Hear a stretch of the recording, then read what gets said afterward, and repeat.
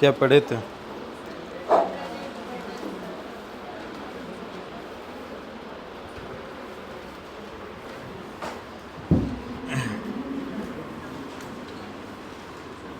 क्या था टॉपिक?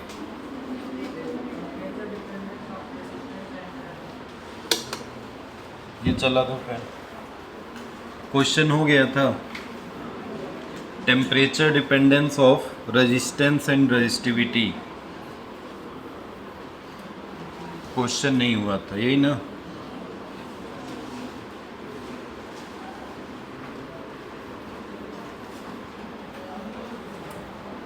ठीक है, चलिए बात नहीं, क्वेश्चन ही करेंगे। सुनिए, पहले लास्ट टॉपिक हमने पढ़ा था, इसी पे न्यूमेरिकल करना है, फिर आगे चलेंगे। Temperature dependence of resistance and resistivity.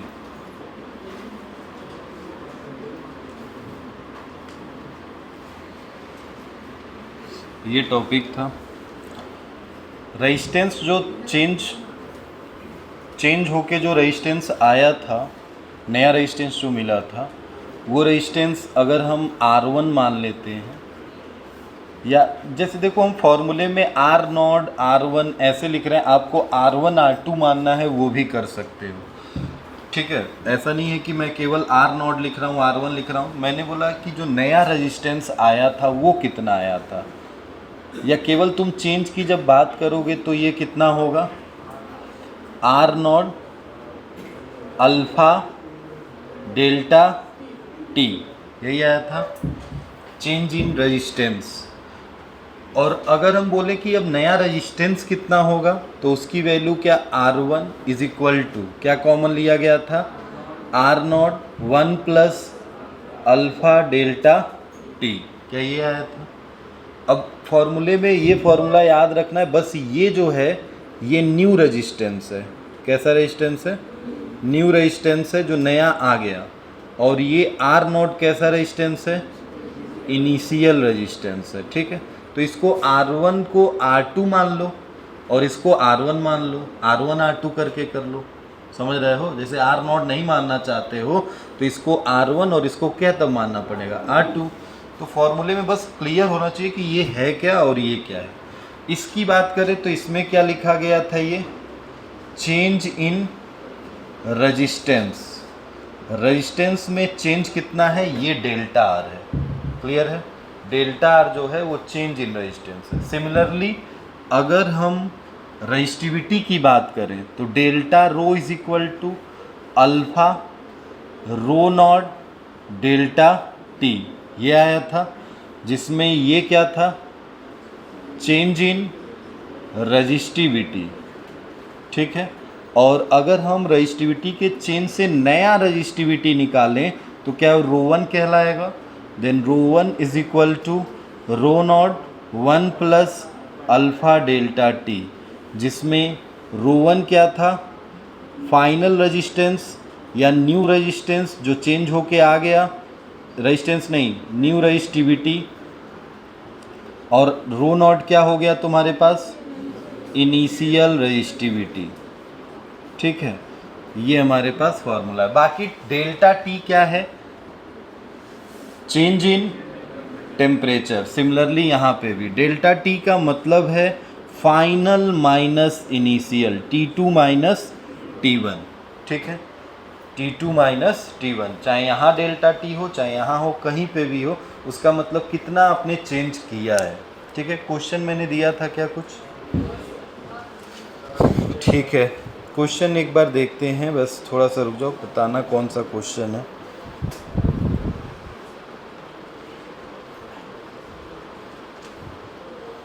पढ़िएगा एक लाइन क्वेश्चन का, तेज से पढ़ो, कोई एक लोग पढ़ो।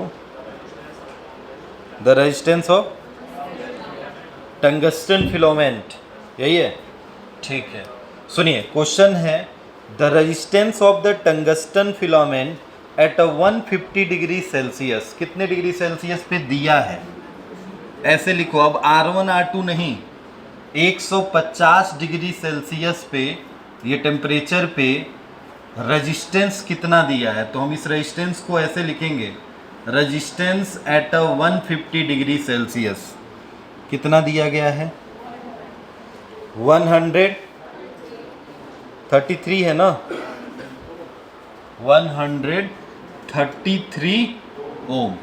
ठीक, what be the resistance at 500 degree Celsius, 500 degree Celsius पे रेजिस्टेंस कितना हो जाएगा।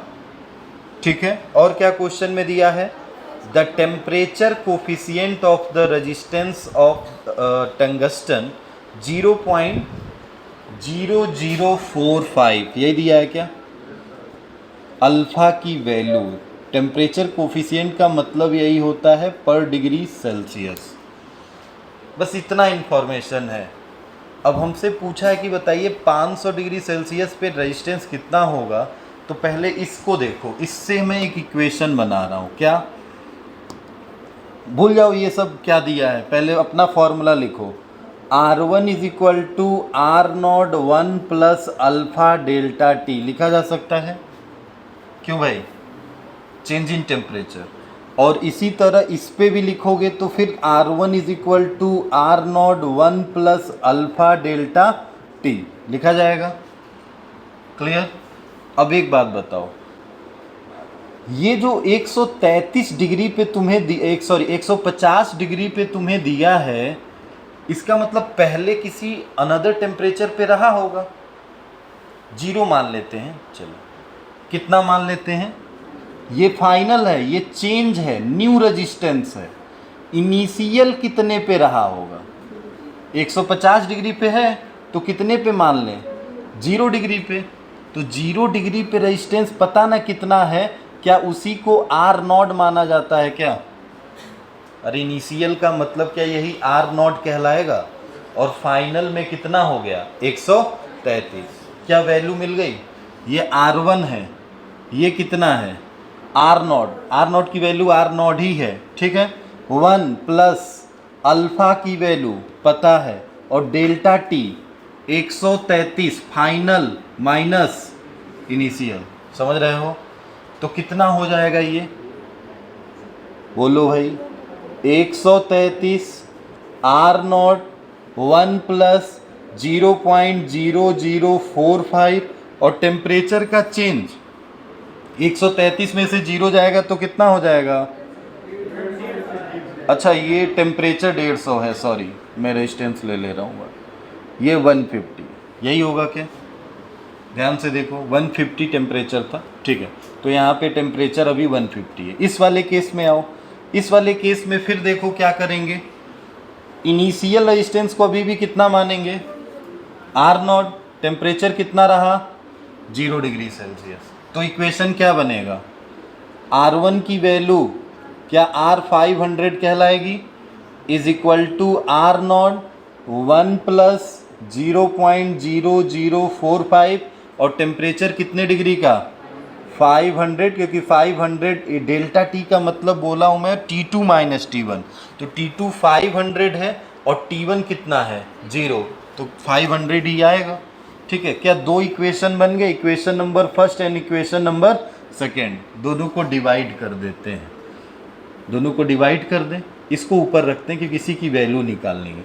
तो R500 इधर हो गया और नीचे कितना हो गया 133, इधर ये ऊपर गया R0 1 प्लस 0.0045 इंटू 500 अपॉन में नीचे कितना आएगा R0 1 प्लस 0.0045 इंटू में 150। क्या R0 से R0 कैंसिल हो जाएगा, बाकी अब ये नंबर है ये नंबर है, क्या सॉल्व हो जाएगा, ये इधर जाके मल्टीप्लाई हो जाएगा, किसकी वैल्यू मिल जाएगी R500 की। अब इसको मल्टीप्लाई करना पड़ेगा। देखो यहाँ पे तुम ऐसा कर लो, जैसे एक जीरो इसको और एक जीरो यहाँ से 2 जीरो मैं दे देता हूँ, क्या पॉइंट यहाँ आ जाएगा, आएगा, समझ रहे हो। और 2 जीरो मतलब 100 से, या तो छोड़ो ये 500 था ना, छोड़ो अभी, सेम नंबर है यहाँ पे पॉइंट लगा हुआ है और सेम नंबर है यहाँ पे पॉइंट लगा हुआ है, तो मैं ऐसा करता हूँ 2 2 4, 10,000 से ऊपर और 10,000 से नीचे मल्टीप्लाई कर दूं, क्या यहाँ का पॉइंट हट जाएगा? यहाँ का पॉइंट हट जाएगा, मगर यहाँ पे 10,000 आ जाएगा। अरे यहाँ आएगा ना, तो 10,000 प्लस 150 इंटू 45, और यहाँ कितना आएगा? 10,000 प्लस कितना, 45 इंटू 1, ये 500 है भाई, ऊपर वाला 500 है, 150, ठीक है, यही आएगा। और यहाँ से कौन ऊपर चला गया है? ध्यान से देखो, 133 चला गया है, तो पहले इसको सॉल्व कर लो। अब 1500 का 45 में मल्टीप्लाई, 45 का 150 में मल्टीप्लाई, जोड़ दो, डिवाइड करो, जो आएगा 133 में मल्टीप्लाई कर दो। वैल्यू नंबर में आएगी, और नंबर कितना होगा पहले सॉल्व करके देखो, मैं बताता हूँ। डिवाइड कर दे रहा हूँ मैं वैल्यूज, पहले इतना लिखो तुम।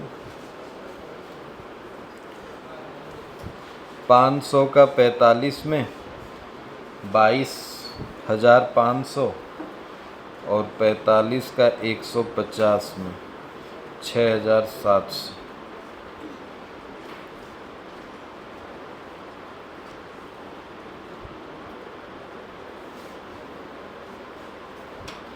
बत्तीस 500 ऊपर आ जाएगा, ऊपर कितना आएगा? 32,500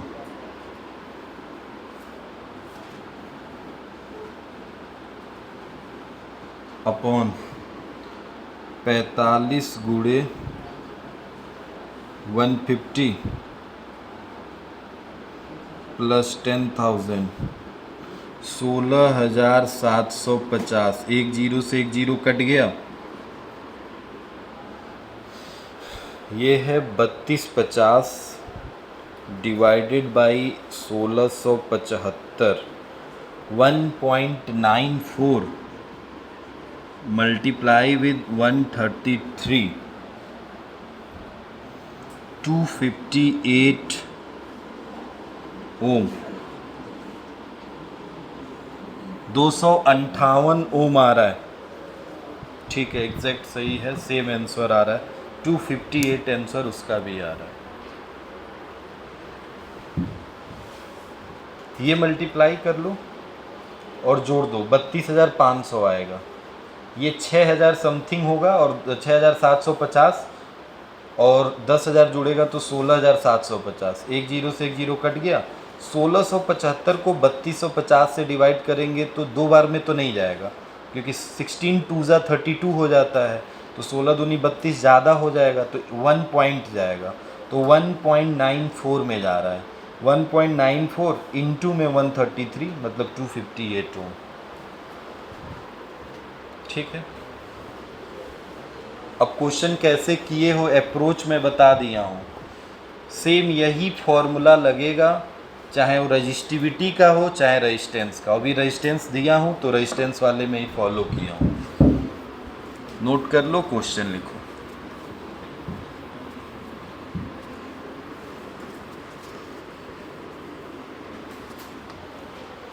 क्वेश्चन में लिख रहा हूँ यहाँ पे,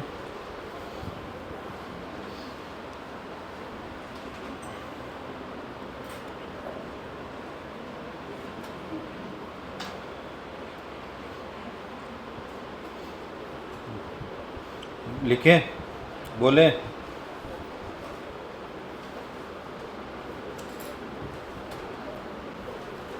लिखिएगा। कैलकुलेशन इस वाले क्वेश्चन में बहुत ज़्यादा होगा, इतना मैं बता दे रहा हूँ। क्वेश्चन में कैलकुलेशन ही है। The resistance of a conductor at a 20 degree Celsius is 3.15 ohm and at 100 degree Celsius is 3.75 ohm. Determine the temperature coefficient, मतलब अल्फा निकालना है, coefficient of conductor and question में आगे और पूछ दिया है what will be the resistance of conductor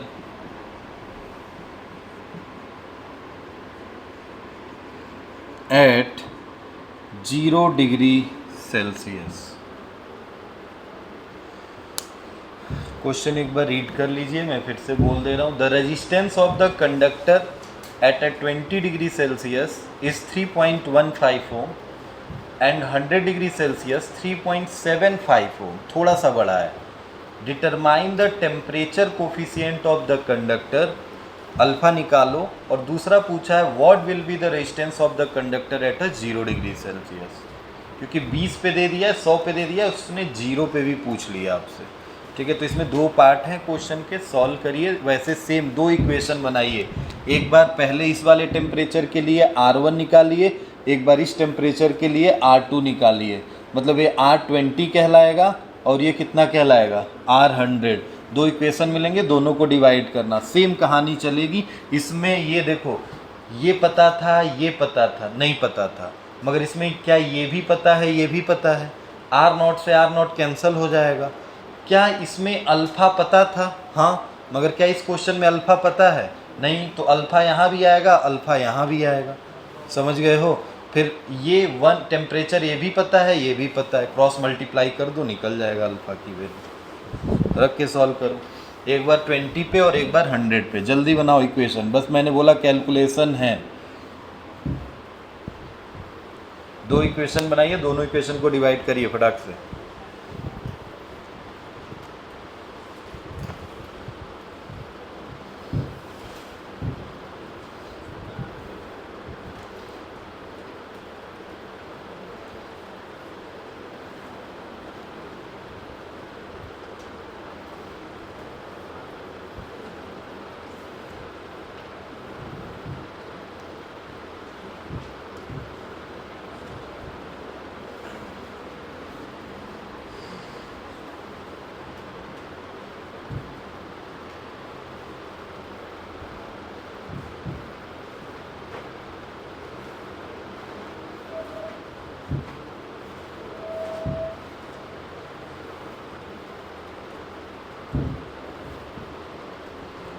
बन गया इक्वेशन।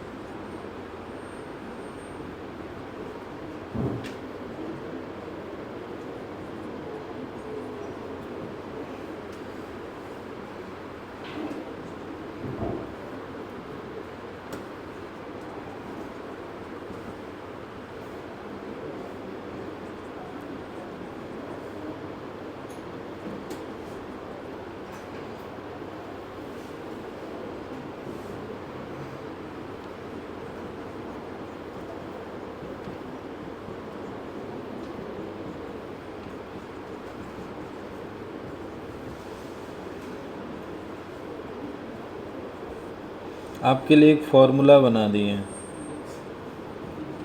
जब भी अल्फ़ा निकालना हो, ऐसे दो इक्वेशन दिए तो क्या डायरेक्ट इसी फॉर्मूले से निकल जाएगा।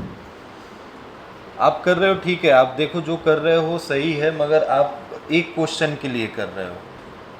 बार बार अगर यही करना हो तो क्या इतना स्टेप आपका गैप हो सकता है? अगर आपको ये फॉर्मूला याद है तो अल्फ़ा की वैल्यू निकालने के लिए पहले इक्वेशन में देखो, जब 20 डिग्री था तो मैंने उसको R1 मान लिया, और जब टेम्परेचर कितने डिग्री सेल्सियस हुआ 100, तो उस वाले रेजिस्टेंस को क्या मान लिया, R2। तो R1 R2 हो गया, दोनों में R0 तो सेम रहेगा, 1 प्लस अल्फा T1, T1 मतलब पहला वाला टेम्परेचर कितना डिग्री 20, और दूसरा वाला टेम्परेचर T2 कितना हो गया 100। तो क्या तुम्हें R2 पता है, R1 पता है, T1 पता है, T2 पता है, रख दोगे अल्फा निकल नहीं जाएगा। मैंने डायरेक्ट दो ही इन्हीं इक्वेशन को सॉल्व करके अल्फा बना दिया है। अब बताइए, रखिए इसमें alpha is equal to R2 की वैल्यू 3.75 माइनस R1 की वैल्यू 3.15 अपॉन में R1 सेम कहानी कितना है 3.15 इंटू टेम्परेचर T2 कितना डिग्री है 100 माइनस R2 कितना है 3.75 इंटू टेम्परेचर कितना है T1, T1 कितना है 3.15। चाहे तो यहाँ लिख लो कहीं पे कि T1 क्या है, T1 कितना है 20, T2 कितना है 100, R1 कितना है 3.15, R2 कितना है 3.75। यही वैल्यू उठा के रख दिया। अब उसको तो कोई भी सॉल्व कर लेगा।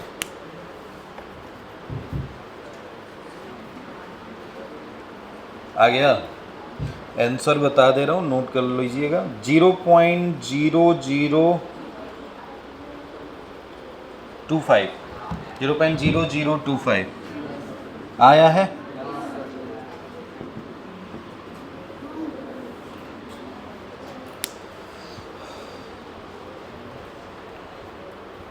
दूसरा क्या पूछ दिया हमसे, इसी क्वेश्चन में दूसरा टर्म भी पूछ दिया ना, what will be the resistance of the conductor at a 0 degree. मतलब क्या ये इनिशियल रेजिस्टेंस है ना, ये दोनों देखो 20 डिग्री इनिशियल नहीं है, पहले टेम्परेचर कितना रहा होगा फिर बढ़ के ना 20 गया होगा, पहले टेम्परेचर कितना रहा होगा 0 फिर बढ़ के कितना गया होगा 100। तो ये दोनों फाइनल हैं, मतलब न्यू है, तो इनिशियल 0 डिग्री पे रहा होगा। तो अब बताओ इनिशियल निकालना है, तो क्या ऐसे लिखें R1 is equal to R naught 1 plus alpha delta T लिखा जाए। R1 मतलब पहला वाला रेजिस्टेंस, R2 भी लिख सकते हो, कोई दिक्कत नहीं है, आंसर अभी भी वही आएगा। R1 मतलब कितना 3.15, R नॉट नहीं पता है सर क्योंकि 0 डिग्री वाला है।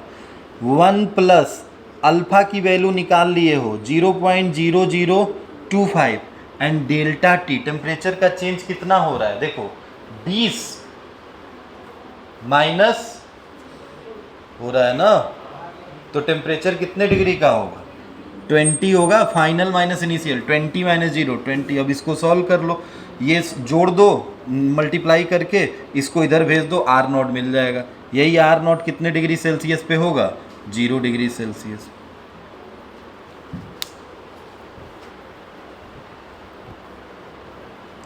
अगर यहाँ पे 3.75 रखोगे मतलब R2, तो यहाँ पे टेम्परेचर कितना रखना पड़ेगा 100 डिग्री, बस यही ध्यान देना है। अगर इक्वेशन सेकेंड लोगे तो टेम्परेचर को भी चेंज करोगे, इक्वेशन फर्स्ट का यूज़ करोगे तो इक्वेशन में टेम्परेचर 20 रहेगा।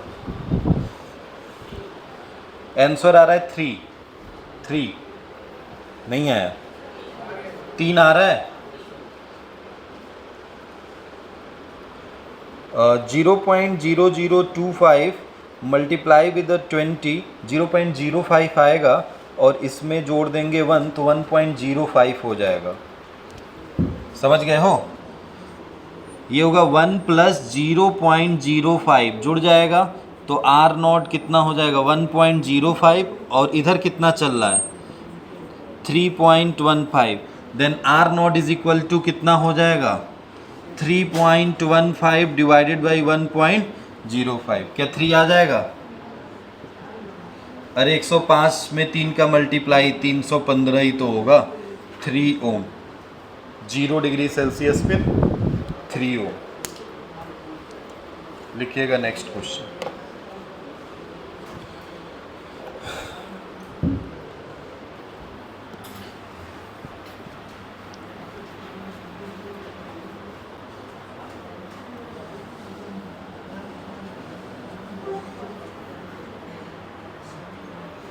बात नहीं भाई, बात बंद कर लो।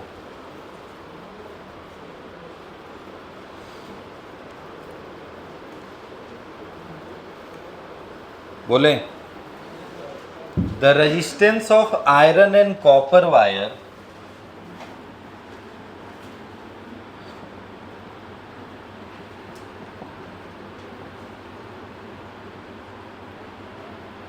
iron and copper wire at a 20 degree Celsius are 3.9 ohm and 4.1 ohm respectively. ये अब मटेरियल बदला गया है, ध्यान देना, टेम्परेचर एक ही रखा गया है, मगर मटेरियल आयरन से क्या हो गया है, कॉपर। तो एक का इतना और कॉपर का इतना, ठीक है, respectively. At a what temperature will the resistance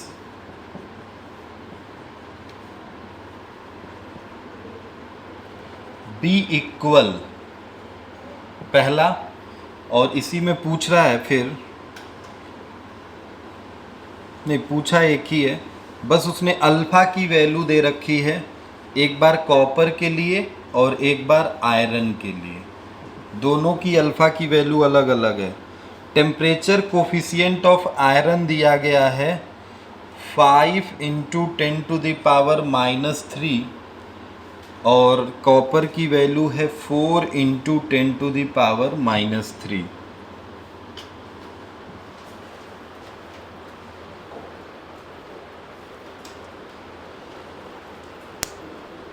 solve करिए। क्वेश्चन समझ गए हो? आयरन कॉपर वायर हैं, दोनों को 20 डिग्री सेल्सियस पे रखा गया है, तो एक का रेजिस्टेंस 3.9 ओम और दूसरे का रेजिस्टेंस 4.1 ओम हो जा रहा है। बोला एट अ व्हाट टेम्परेचर, किस टेम्परेचर पे इन दोनों मटेरियल का रेजिस्टेंस क्या हो जाए, सेम हो जाए। अगर आयरन का अल्फ़ा ये है और कॉपर का ये है, केल्विन इनवर्स में गिवन है ये दोनों, डिग्री सेल्सियस इनवर्स नहीं है, केल्विन इनवर्स में गिवन है। उससे कोई लेना देना नहीं है। पहले अल्फ़ा की वैल्यू तो अभी छोड़ो, पहले क्वेश्चन में देखो क्या करना है, इक्वेशन बनाओ, दोनों इक्वेशन को इक्वेट करो, क्योंकि दोनों की वैल्यू को इक्वल होना है।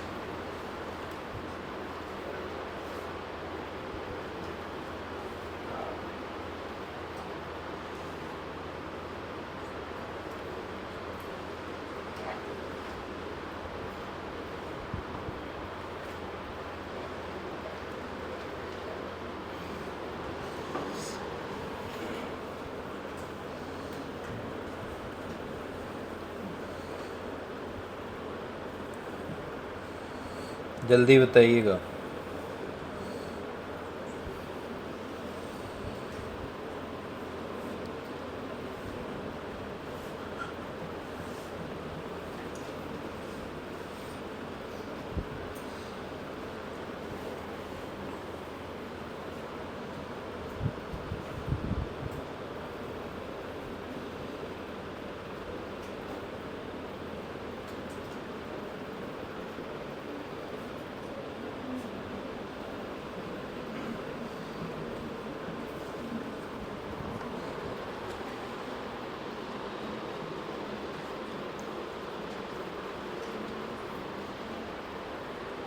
आया?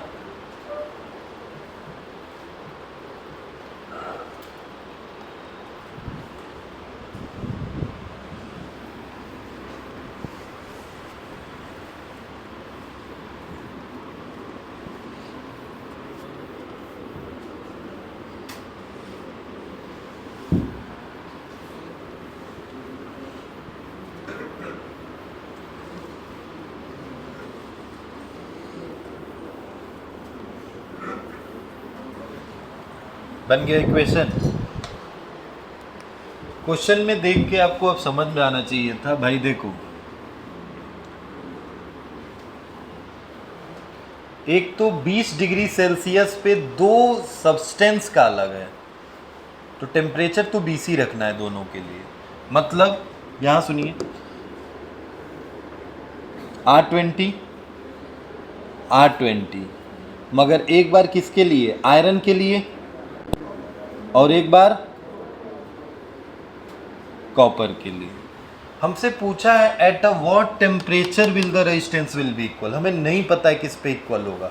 क्या उस टेम्परेचर को हम T मान लें, let temperature T where resistance will be equal, क्या माना जा सकता है ना।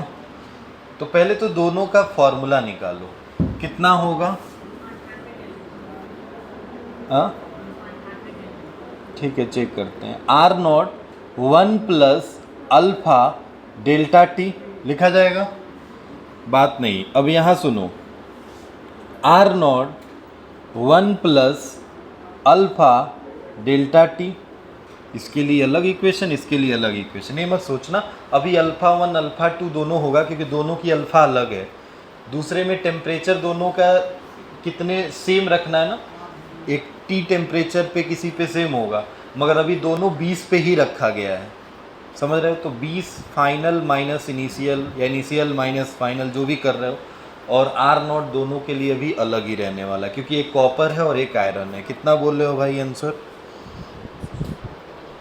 आंसर बताइए। हाँ 200 डिग्री सेल्सियस में दे रखा है क्या इसने, रुक जाओ, आंसर तो डिग्री सेल्सियस में दे रखा है, और ये किस में दे रखा था,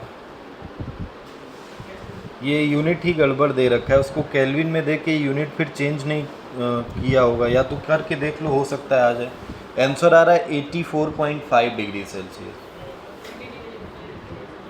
हाँ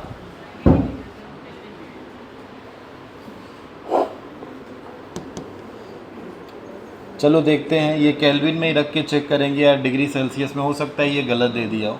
सुनो भाई बात नहीं,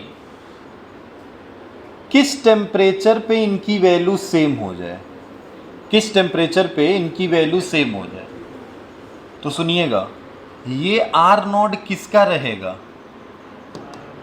पहले आर नॉट ये किसका रहेगा, ये R20 मत करो, पहले आयरन रहने दो। हमने टेम्परेचर T मान लिया है ना, तो ये T टेम्परेचर है, इन्हीं को तो इक्वल करना है। और ये R नॉट किसका होगा, R नॉट का मतलब कितने डिग्री सेल्सियस जो दिया है इनिशियली, कितना है 20, ये आयरन का है ध्यान देना, और ये किसका होगा, कॉपर का। क्लियर। ये अल्फा 1 किसका लिखा, आयरन, और अल्फा 2 कॉपर, समझ गए। अच्छा डेल्टा टी की जगह पे क्या लिखेंगे, फाइनल टी, इनिशियल वाला टेम्परेचर 20, समझ गए हो, फाइनल टेम्परेचर T और इनिशियल टेम्परेचर 20। अब इन दोनों को इक्वल करना है, मतलब RT आयरन का इक्वल होगा RT कॉपर के, मतलब LHS इक्वल होंगे तो RHS भी इक्वल होंगे।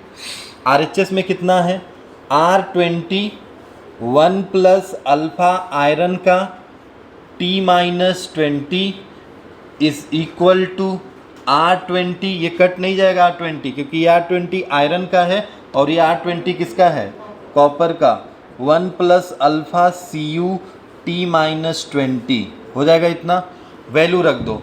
बताओ R20 आयरन का कितना दिया है 20 डिग्री सेल्सियस पे, 3.9। 1 प्लस अल्फा आयरन का कितना दिया है,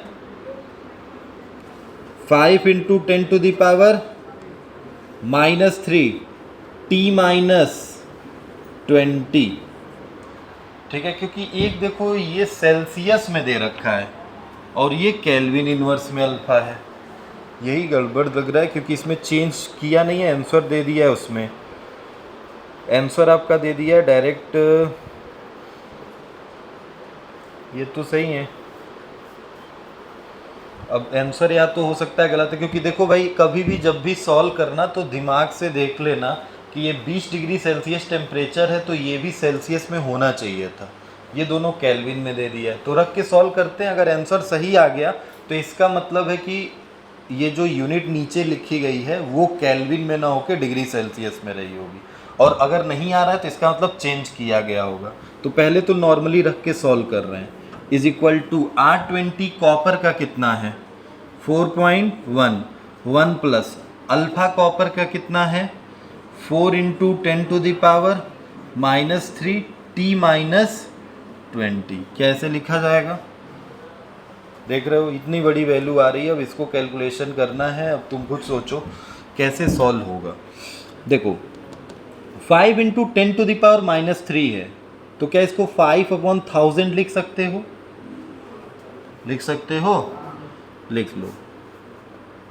अगले स्टेप में नहीं, यहीं पे करता हूं मैं। इसको क्या लिख सकते हो 4/1000 लिखा जा सकता है। अब बताओ, थोड़ा सा आसान हुआ।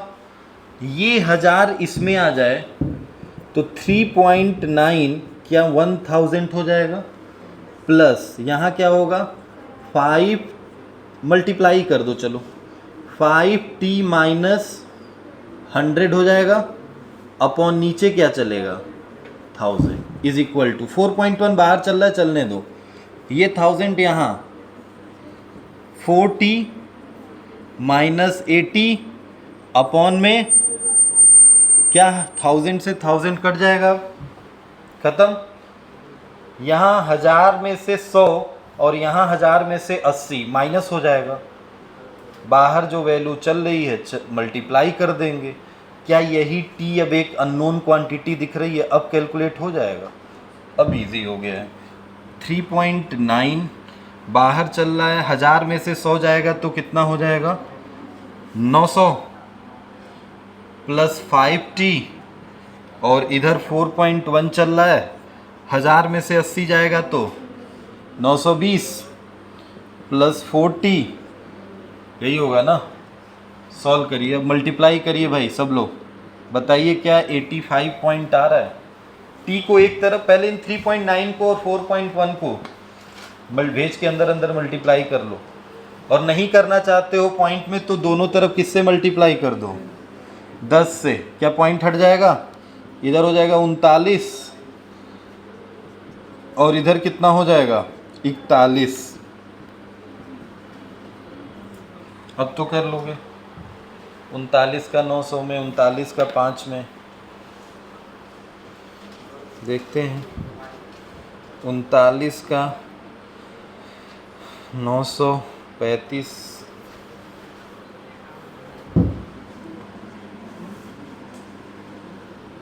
39 का 5 में 195T, 41 का 920 में 37,720,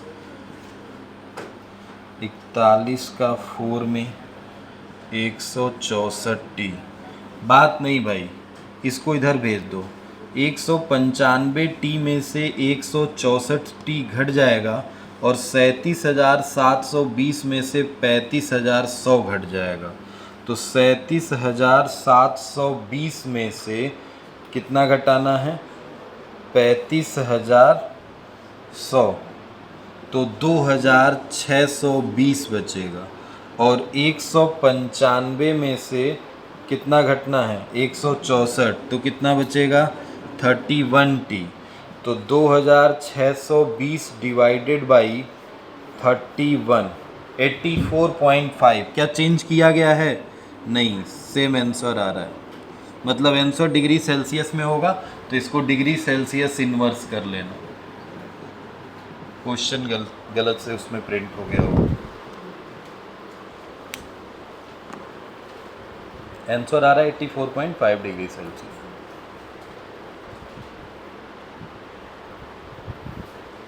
क्वेश्चन है आसान, आपको पहले समझना है क्या कह रहा है। इसमें कन्फ्यूजन R1, R2, R0 ये सब लेने में है। आप एक बार पढ़ो, अपने आप समझ में आ जाएगा क्या कह रहा है क्वेश्चन।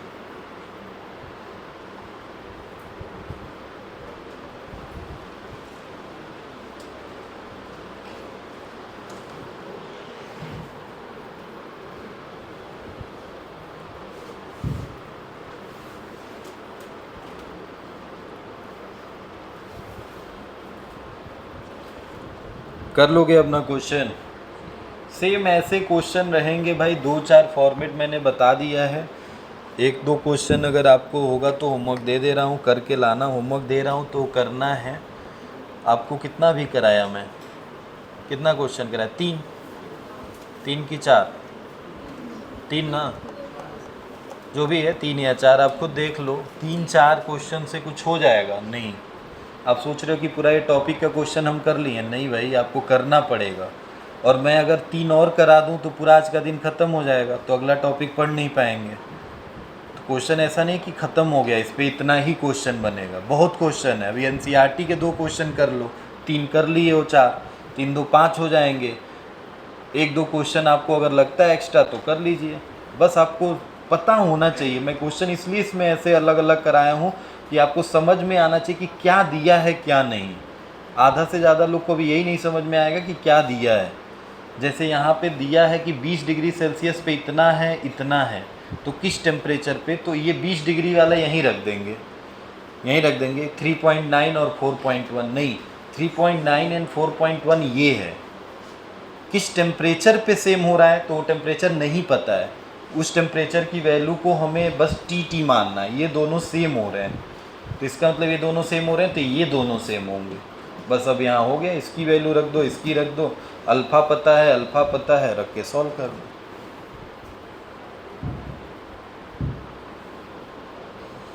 लिख लो, एक क्वेश्चन कर लेना, बाकी हम आगे चलते हैं टॉपिक पे।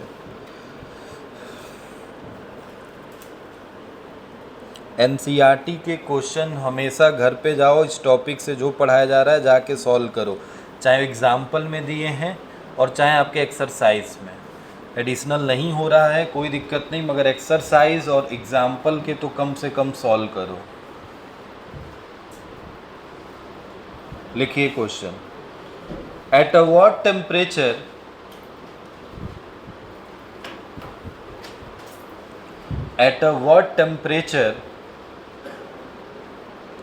would the resistance of a copper wire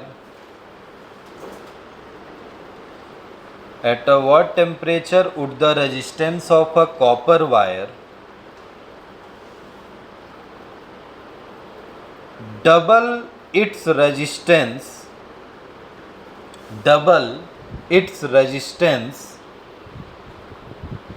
at a 0 degree Celsius?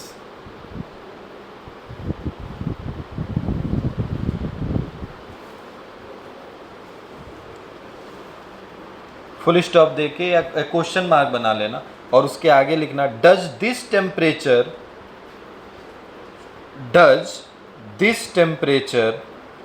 Hold for all copper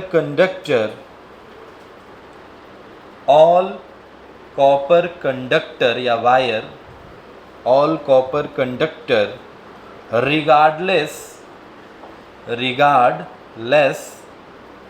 of shape and size?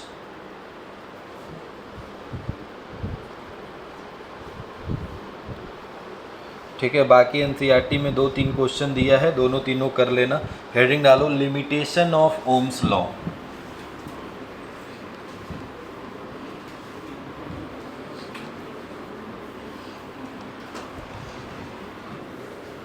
मिटा दें?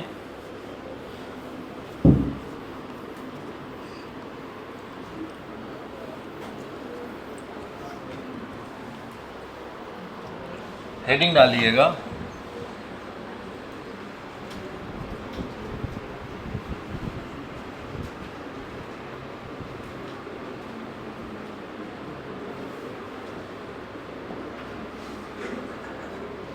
Limitation of Ohm's law. ठीक है, अब ये हेडिंग ऐसा है ना कि लिखा है लिमिटेशन ऑफ ओम्स लॉ, मगर इसमें ओम्स लॉ का कोई ऐसा लिमिटेशन नहीं है। मगर बस हाँ, हमें समझना है कि पहले तो ओम्स लॉ क्या है।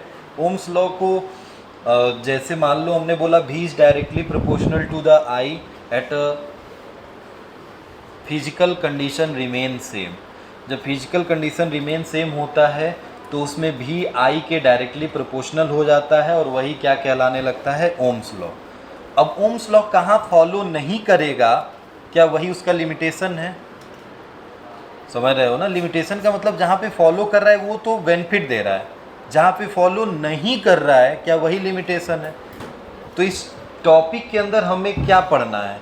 इस टॉपिक के अंदर हमें पढ़ना है कि ऐसे सब्सटेंस या ऐसे मटेरियल्स जो ओम्स लॉ को फॉलो करें वो तो ओम्स लॉ के लिमिटेशन में नहीं आएंगे, और जो ओम्स लॉ को फॉलो नहीं करे वो किस में आ जाएंगे?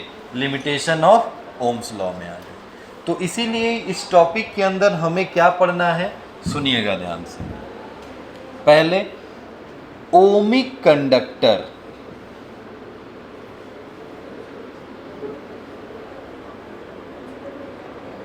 ओमिक कंडक्टर का मतलब नाम से ही पता चल जा रहा है क्या होता है, बता चुका हूं मैं।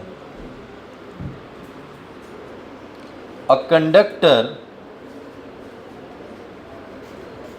which follow the Ohm's law। सुनिए बात नहीं, एक ऐसा कंडक्टर जो किसको फॉलो कर रहा है? ओम्स लॉ को फॉलो कर रहा है। अब कंडक्टर ओम्स लॉ को फॉलो कैसे करता है तो थोड़ा ध्यान से देखो। If VI characteristic of conductor is starting from origin and straight line,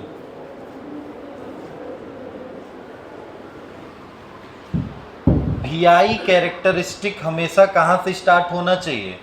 origin से, और हमेशा कैसे बढ़ना चाहिए? Straight line. अगर किसी भी कंडक्टर का VI कैरेक्टरिस्टिक ओरिजिन से स्टार्ट होता है और वो स्ट्रेट लाइन चलता है तो इसका मतलब वो कंडक्टर कैसा कंडक्टर कहलाने लगेगा? ओमिक, मतलब वो ओम्स लॉ को क्या कर रहा है? फॉलो कर रहा है। बस यही बात समझना है, ठीक है? कभी कभी ऐसा भी हो जाएगा कि कंडक्टर स्ट्रेट लाइन में चलेगा, कंडक्टर का जो VI कैरेक्टरिस्टिक जो बना रहे हो वो स्ट्रेट लाइन में चलेगा, मगर कहाँ से निकला नहीं होगा? ओरिजिन से नहीं निकला होगा। कभी कभी ऐसा होगा कि ओरिजिन से निकला होगा, कुछ दूर स्ट्रेट चलेगा, मगर फिर क्या हो जाएगा? कर्व हो जाएगा। तो क्या वो ओम्स लॉ को फॉलो कर रहा है? नहीं। तो बस यही दिमाग में रखना है कि एक ऐसा कंडक्टर जो ओम्स लॉ को फॉलो करे वो ओमिक कहलाता है। अब ओमिक कंडक्टर कैसे हम डिफाइन करेंगे? तो ऐसे कंडक्टर जिनके VI कैरेक्टरिस्टिक जो होते हैं वो कहाँ से स्टार्ट हों?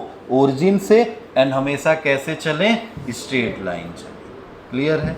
जैसे फॉर एग्जाम्पल अगर हम कॉपर वायर लें या कोई भी कंडक्टर लेते हैं जो ओम्स लॉ को फॉलो कर रहा है तो उसका VI कैरेक्टरिस्टिक बनाओगे तो क्या ऐसे चलेगा? समझ रहे हो? चलो हम इसी कॉपर को एक सोल्यूशन बना के अभी भी इसको कंडक्टर रखते हैं, ठीक है? हम इसको बना देते हैं CuSO4, इलेक्ट्रोलाइट सोल्यूशन बना देते हैं। अभी तो केवल कॉपर मटेरियल था ना, ये मेटल था। अभी वो सोल्यूशन में आ गया, वो भी इलेक्ट्रोलाइट सोल्यूशन है, तो अब उसमें भी करंट फ्लो करेगा क्योंकि चार्ज कैरियर अब वहाँ आयंस हो जाएंगे। यहाँ चार्ज कैरियर क्या थे? इलेक्ट्रॉन थे। अब बताओ यहाँ पे ग्राफ बनेगा तो क्या चेंज होगा? नहीं, ग्राफ अभी भी वैसे बनेगा मगर कुछ यूँ बनेगा। थोड़ा ध्यान से देखो, क्या इसके कंपैरिजन में उसका स्लोप कम हो गया है क्या? मगर क्या अभी भी ओम्स लॉ को फॉलो कर रहा है? यस, क्योंकि निकला तो ओरिजिन से है, निकला तो ओरिजिन से है और चल कैसा रहा है? Straight line. समझ रहे हो? करंट की वैल्यू देखो, इसमें क्या हो रहा है कि जैसे जैसे भी बढ़ा रहे हो वैसे वैसे आई बढ़ रहा है, जैसे जैसे भी बढ़ा रहे हो जैसे जैसे आई बढ़ रहा है वैसे वैसे क्या बढ़ रहा है? भी बढ़ रहा है। सेम प्रोपोर्शनल रेशियो सेम है, इसमें भी सेम है, मगर स्लोप कम हो गया। स्लोप याद करो, मैंने बताया था कि VI कैरेक्टरिस्टिक का स्लोप क्या बताता है? रेजिस्टेंस बताता है क्या? बताया गया था, रेजिस्टेंस बताता है क्या? तो इसका मतलब इसका रेजिस्टेंस उसके कंपैरिजन में कुछ अलग रहा होगा, स्लोप अलग अलग है तो रेजिस्टेंस चेंज हुआ होगा। मगर क्या V और I इक्वल अमाउंट में चेंज हो रहे हैं? हाँ, क्योंकि ग्राफ जो है देख रहे हो, स्ट्रेट लाइन गई है और कहाँ से निकली है? ओरिजिन से। ठीक है, तो ये हमारा VI कैरेक्टरिस्टिक बन गया CuSO4 का, और ये बन गया हमारा कॉपर वायर का। क्लियर है? अगर यही नॉन ओमिक कंडक्टर होता, सपोज दैट अगर यही नॉन ओमिक कंडक्टर होता, तब क्या होता? तो ओम्स लॉ का यहाँ से लिमिटेशन हो जाता। नॉन ओमिक कंडक्टर पहले समझ लो, अभी उसके बाद लिखना, बोर्ड में आता है, बाकी तो और तुम समझ ही रहे हो। Ohmic and non ohmic conductor में डिफरेंस, या पूछ देगा लिमिटेशन ऑफ ओम्स लॉ। तो नॉन ओमिक कंडक्टर क्या है? नॉन ओमिक कंडक्टर का मतलब एक ऐसा कंडक्टर जो ओम्स लॉ को फॉलो न करे। Conductor which does not follow Ohm's law या ओबे ओम्स लॉ। समझ गए? अब कैसे समझेंगे कि ओम्स लॉ को फॉलो नहीं कर रहा है? तो उसका क्या ड्रॉ करेंगे? VI characteristic. ठीक है, when VI characteristic does not start from origin. हो सकता है VI कैरेक्टरिस्टिक कहाँ से स्टार्ट ना हो? ओरिजिन से। दूसरा, when VI characteristic does not follow a straight line। ऐसा भी हो सकता है भाई, स्ट्रेट ओरिजिन से स्टार्ट भी कर दिया बट फिर भी क्या नहीं फॉलो कर रहा है? Straight line. तो दोनों कंडीशन हो सकता है। ऐसा कंडक्टर क्या कहलाने लगेगा? Non ohmic conductor. ठीक है, जैसे इसमें भी बहुत सारे एग्जाम्पल हैं। जैसे सपोज दैट सेमी कंडक्टर लेते हैं। ठीक है, सेमी कंडक्टर। अब सेमी कंडक्टर में बहुत सारे सेमी कंडक्टर आएंगे। जैसे मान लो मैं एक एग्जाम्पल बताता हूँ। एग्जाम्पल किसके? नॉन ओमिक कंडक्टर का। PN diode, PN junction diode बोला जाता है। PN जंक्शन डायोड, पता है इसका VI कैरेक्टरिस्टिक कैसे बनता है? देखो, V है और ये I है।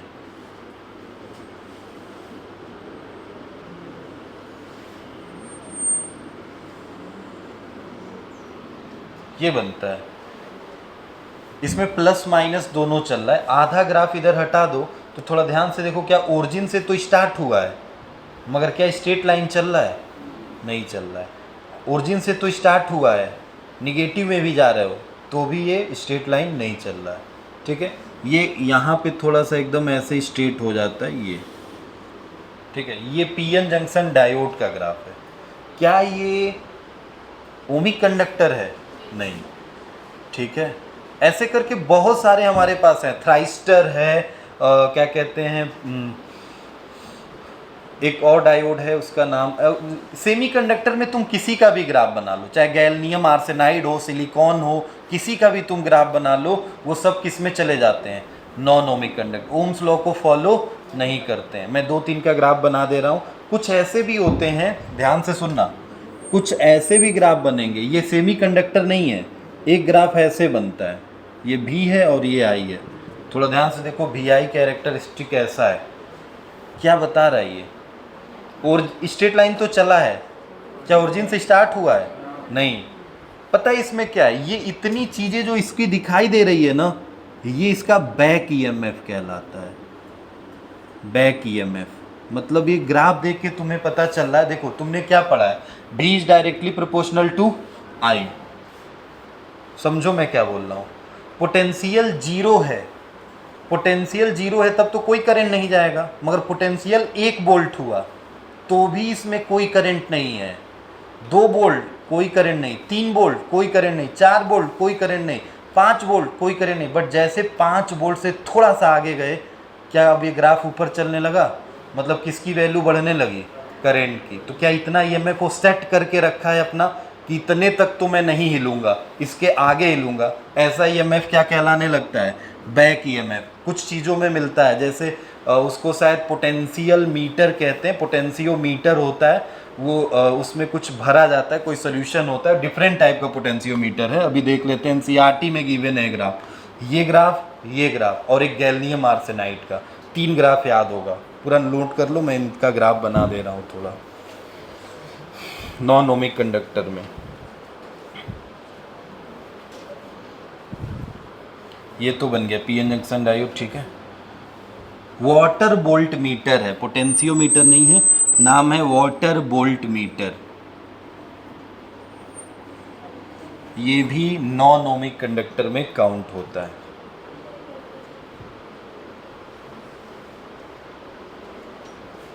और एक है गैलियम आर्सेनाइड, GaS, पता ही होगा आपको, गैलियम आर्सेनाइड तो पता है ना।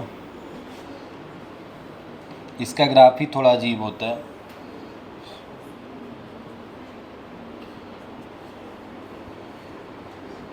किसका है ये?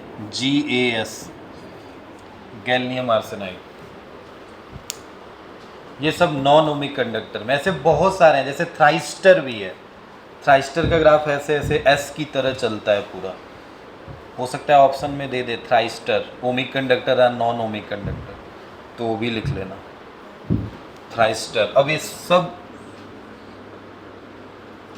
Gallium arsenide, PN junction diode, water volt meter. Water volt meter में क्या एक नया टर्म जानने को मिला, बैक ईएमएफ, ठीक है। और चौथा टर्म क्या बोला, थ्राइस्टर, एक्सेट्रा। ये सब नॉन ओमिक कंडक्टर है, क्योंकि ओम्स लॉ को फॉलो नहीं करते। और यही लिमिटेशन है, अगर पेपर में आता है लिमिटेशन ऑफ ओम्स लॉ, तो आप ये ऐसे 2 कॉलम बना के, मतलब 2 पार्ट में लिखेंगे, एक बार ओमिक कंडक्टर के बारे में, एक बार नॉन ओमिक, तभी पूरा माना जाएगा। केवल वो नॉन ओमिक नहीं लिख के आना है, दोनों लिख के आना है, कि पहले तुम समझाओगे कि क्यों वो लिमिटेशन है, तो पहले ओमिक बताओ, उसके बाद non ohmic.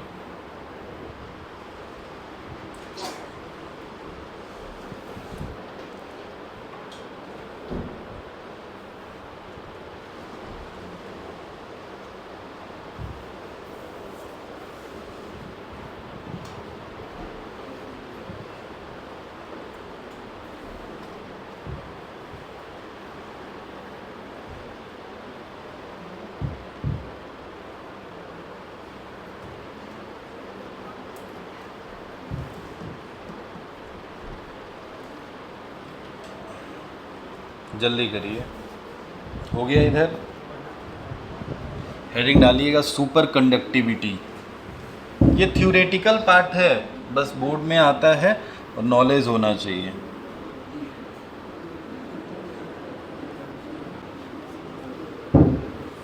Super conductivity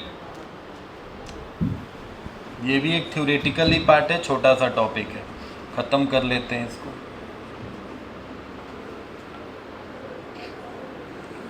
super conductivity note हो गया वो?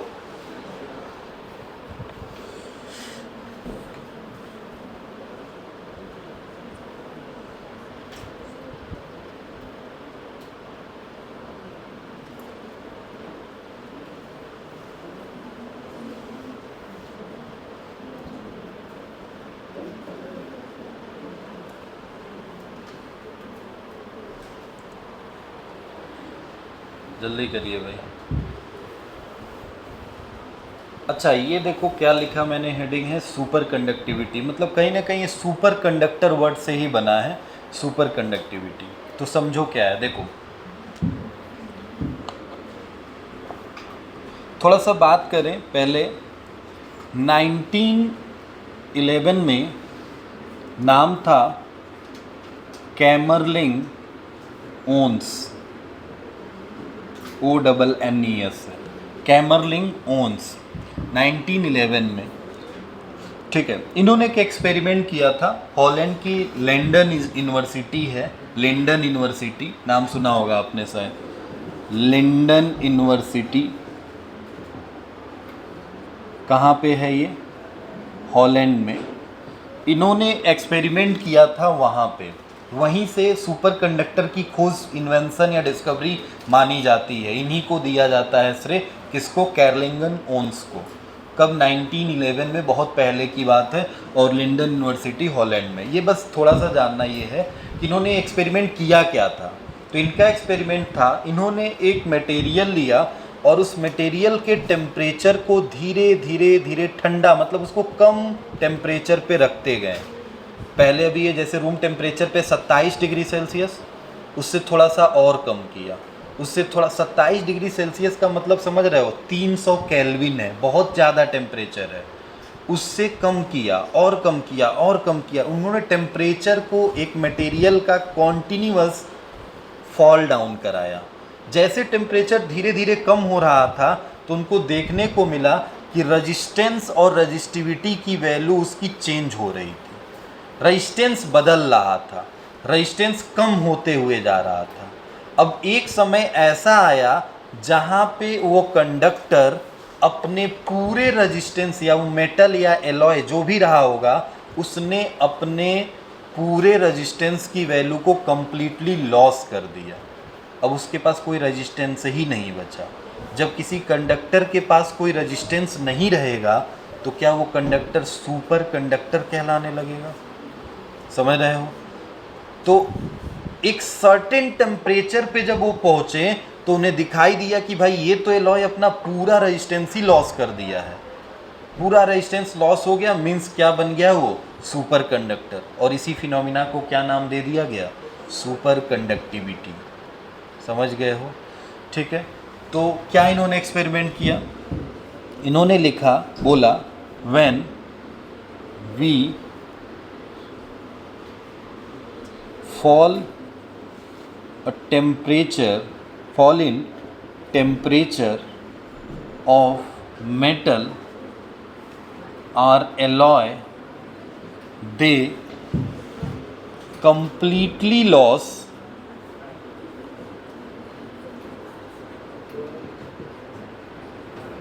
their resistance at a certain temperature.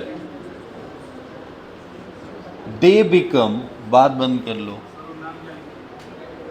कैमरलिंग है, कैमर आर है, Kamerlingh R LINGH, Kamerlingh Onnes. They become,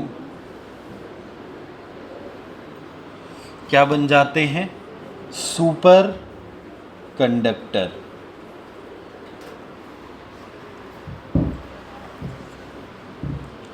एक तो ये point,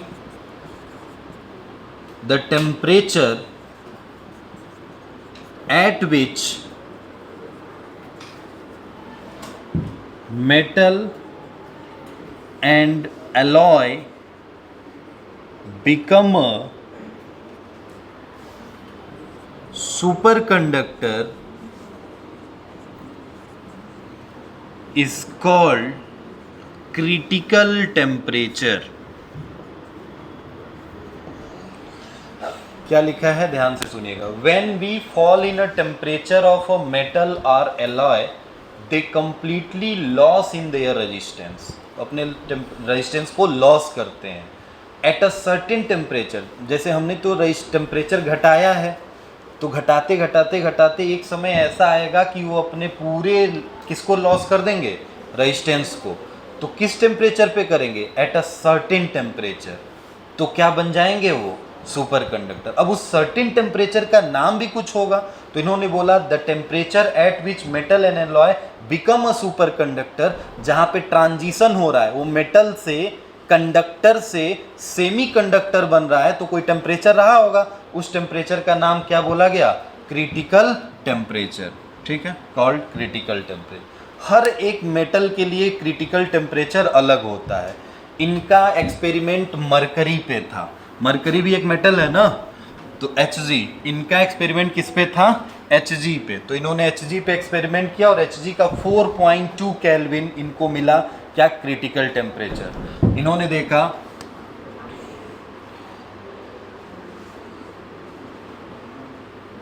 experiment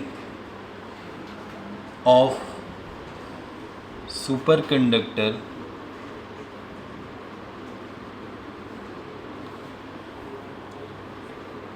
at Hg, then Hg, बस इतना लिखो और फिर अगले में Hg become superconductor at a 4.2 Kelvin, then 4.2 Kelvin is a critical temperature for mercury या Hg। एक ग्राफ बना लेंगे।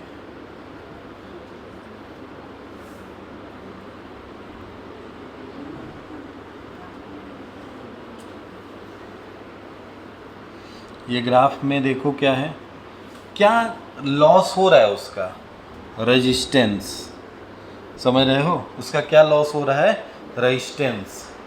तो एक ग्राफ बना लेंगे, ये वाला ग्राफ। इस ग्राफ में हम किस चीज़ के बीच में ग्राफ बना रहे हो, ये ग्राफ से क्या समझ में आ रहा है, ये क्या है और ये क्या है। देखो धीरे धीरे टेम्परेचर घटा रहे हैं, तो क्या रेजिस्टेंस धीरे धीरे घट रहा है। एक सर्टेन टेम्परेचर कितने केल्विन पे, 4.2 केल्विन पे जैसे पहुँचे, क्या रेजिस्टेंस घट के कितना हो गया, 0, रेजिस्टेंस कंप्लीटली लॉस। ये Hg क्या बन गया, superconductor, and this phenomena is called the superconductivity. हर एक मेटल का अपना अपना क्रिटिकल टेम्परेचर होता है, याद नहीं करना है आपको वो क्रिटिकल टेम्परेचर, क्योंकि मटेरियल बहुत है, मेटल बहुत है। बस हमने आपको एक एग्जांपल में बताया कि 4.2 kelvin is the critical temperature of the Hg या मरकरी बोल सकते हो, ठीक है। नोट कर लिया, नोट कर लीजिए इसको।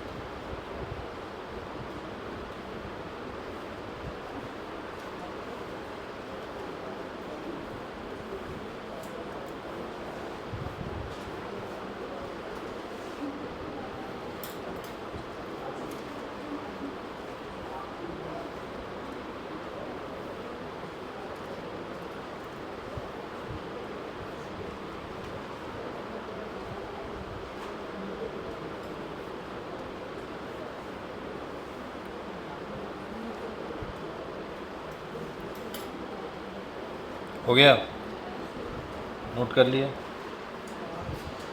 इसके बाद से इसी का बस एक छोटा सा टॉपिक है, एक इफ़ेक्ट देखने को मिलता है सुपर कंडक्टर के अंदर।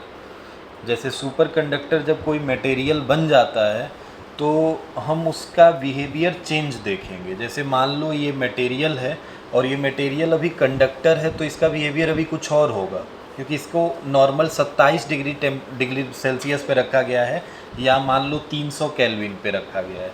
अब वही मरकरी सुपर कंडक्टर बना है, कब बना है, जब उसका टेम्परेचर मैंने क्या कर दिया है, 4.2 केल्विन, मतलब समझ रहे हो 300 केल्विन से घटा के 4.2 बहुत कम कर दिया है। तो जाहिर सी बात है टेम्परेचर जब चेंज हो जाएगा तो नेचर चेंज ही हो जाएगा उसका। तो नेचर जो चेंज हो रहा है, वो नेचर क्या चेंज होगा, उसके लिए एक इफ़ेक्ट देखने को मिला। उस इफ़ेक्ट का हेडिंग ही डालिएगा, नाम है उसका, लिखिएगा, बोल दे रहे हैं उसको, मीजनर इफ़ेक्ट। मीजनर, छोटा सा कहीं टॉपिक में पूछ लेता है, what is the Meissner effect. Meissner, MISS, Meissner, NER, नाम है एक, ठीक है। अब ये मीजनर ने दिया था, इसीलिए उन्होंने अपने ही नाम पे रख दिया। दो लोग थे, क्या क्या नाम था, ये MEI होता है, MEISSNER, Meissner and Ochsenfeld, FIELD, OCHIFILD, Ochsenfeld बोल सकते हैं। मीजनर एंड ऑसोफिल्ड ने सुपर कंडक्टर पे एक्सपेरिमेंट किया है, ठीक है। इन्होंने सुपर कंडक्टर पे जब एक्सपेरिमेंट किया है तो उन्हें मिला क्या है, सुनिएगा। मीजनर एंड ऑस्टफेल्ड ने सुपर कंडक्टर पे जब एक्सपेरिमेंट किया तो उन्हें दिखाई क्या दिया, जब कंडक्टर को, ये कंडक्टर है कोई भी, हमें नहीं पता क्या है, कोई भी है, इसका टेम्परेचर अभी ज़्यादा है किससे, क्रिटिकल टेम्परेचर से। क्रिटिकल टेम्परेचर क्या होता है, कम वाला ना टेम्परेचर।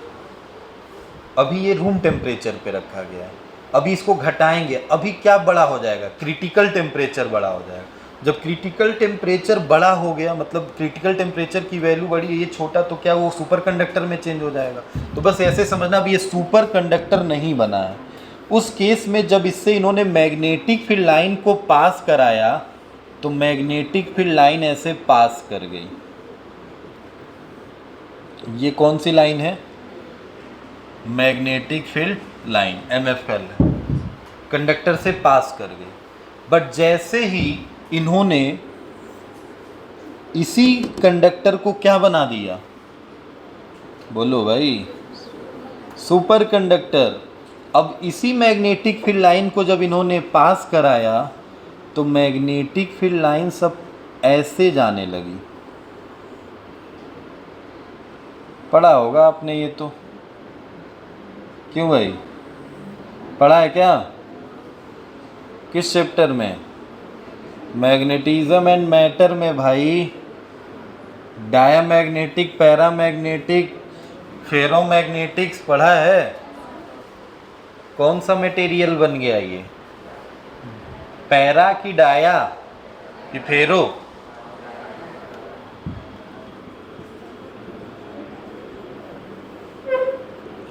क्या डायामैग्नेटिक मटेरियल्स अपने अंदर से पास करने देता है, नहीं, मैग्नेटिक फील्ड लाइंस को रेपल करता है डायमैग्नेटिक मटेरियल। तो क्या देखो ये पास करने दे रहा था, फेरो, पारा, ये जो होते हैं ये मैग्नेटिक फील्ड लाइंस को चाहते हैं, मतलब मैग्नेटिक फील्ड लाइंस इनके अंदर से पास कर सकती है। बट डायमैग्नेटिक मटेरियल्स वो रेपल करते हैं हमेशा, तो मैग्नेटिक फील्ड्स लाइन को रेपल कर देंगे। रेपल करने का मतलब है जो मैग्नेटिक फील्ड लाइन इसके बीच से जाने वाली थी, क्या इसको घुमा के भेज रहे हैं, समझ रहे हो। तो इन्होंने देखा क्या कि इसका बिहेवियर ही चेंज हो गया। सुपर कंडक्टर जो था पहले कुछ और था, अब बन क्या गया है, डायामैग्नेटिक मटेरियल्स, समझ गए हो। इसी इफेक्ट का नाम क्या दे दिया इन्होंने, मीजनर इफेक्ट। बस ये दो फिगर बनाइए, एक लाइन बोलेंगे, लिख लीजिएगा। बस ऊपर दो फिगर बनाइए, ये जब कंडक्टर था और ये जब सुपर कंडक्टर था। जल्दी करिए।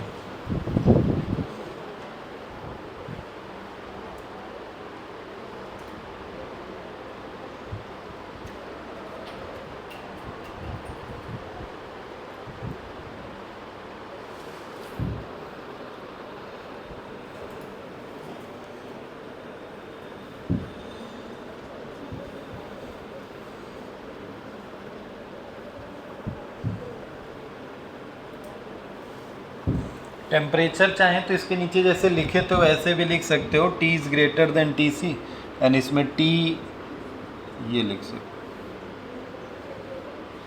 दो कंडीशन, एक कंडीशन पे और एक कंडीशन पे। बन गया, लिखिएगा।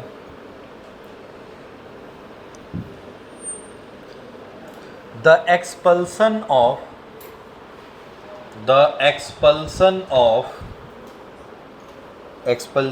of magnetic flux,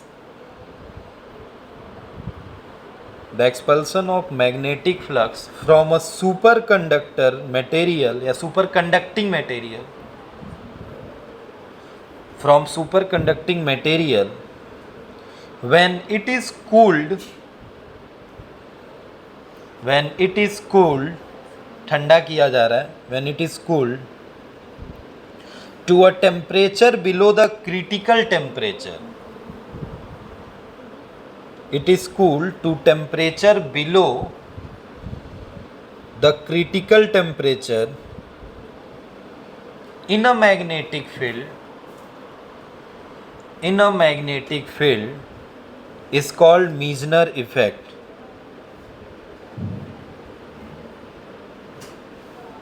full stop देना और नीचे लिखना इसी में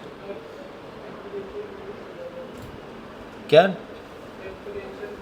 temperature below the critical temperature in a magnetic field is called Meissner effect. Full stop और नेक्स्ट लाइन में Meissner effect indicate that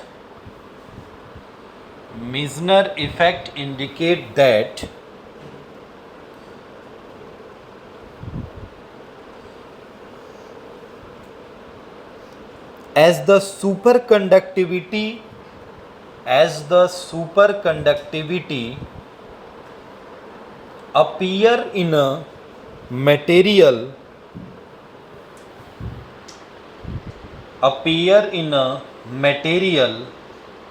it become perfectly diamagnetic।